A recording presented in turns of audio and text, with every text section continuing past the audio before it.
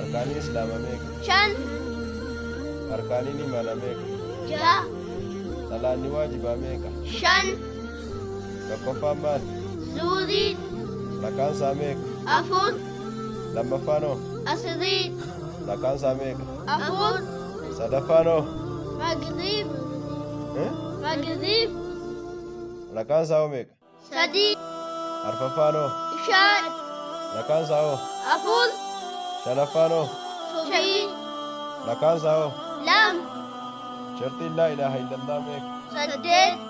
Shartiin salaataa hoo meeqa? Sagal. Meeqa? Sagal. Shartiin woduu meeqa? Sagal. Furuudni salaataa meeqa? Ja'a. Arkaan isaa hoo meeqa? Kudha afur. Salaanni maaliin jalqabama? Allahu Akbar. Maaliin xumurama? Assalaamu alaykum wa rahmatullah. Maqaan kan koo Mu'aazii kan kee uummanni. Kan kee hoo? Ishaan. Kan eewwiti isin? Kan Sheekaasim. Biyyi keessan hoo? Jim. Jimmaa naannoo kam? Sokotluu. Sokorruudhaa hoo naannoo kam? Walumaan. Maasha Allah. Hadha soomni meeqa? Soddom. Bormaanni? Hidii. Allahu Akbar! Allahu Akbar. Allahu Akbar! Allahu Akbar. Sana booda hoo? Shawwaal. Meeqa soomama? Ja'a. Namni Ramadaanaaf Shawwaalii walitti soome sawaabni isaa maanni? Waggaan. Akka namaa? Akka nama maal ta'eeti? Akka nama waggaa. Akka nama waggaa tokko soomiti? Eh.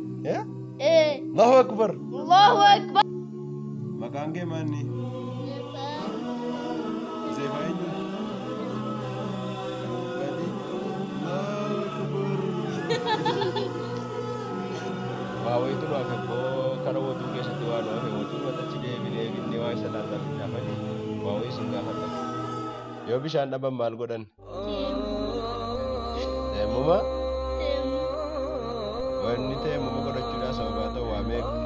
Afur. Shartiin teemmumaa meeqa? Shan. Shan.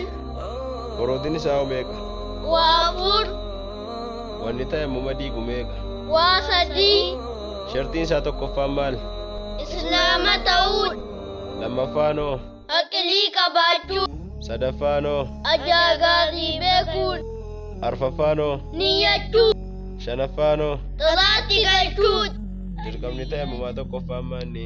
Fuulaa taa'uu. Lammaffaanoo? Harkaa taa'uu. Amma eessarraatti? Ammaa sirraatti. Ammaa sirraatti. Iddoo lafetti himu? Sadaffaanoo? Talaatti galchuu. Arfaffaanoo? Wal duuka taasisuu. Wanni teemmuma diigu meeqa? Waa sadii. Tokkoffaan maanni? Wama waduu diigu. Tokkoffaan maanni? Wama waduu diigu. Lammaffaanoo? Bishaan margamuun. Bishaan? Abshaamuun. Sadaffaanoo? Uzuriin deemuudha. Shartiin salaataa tokkoffaan maanni? Islaama ta'uu. Lammaffaanoo? Aqlii qabaachuu. Sadaffaanoo? Ajaagaarii beeku. Arfaffaanoo? Waduu wadaachuun. Shanaffaanoo? Najasaa ofirraa deemsisuun. Ja'affaanoo? Qullaa salphatachuun. Torbaffaanoo? Waqtiin gahuu.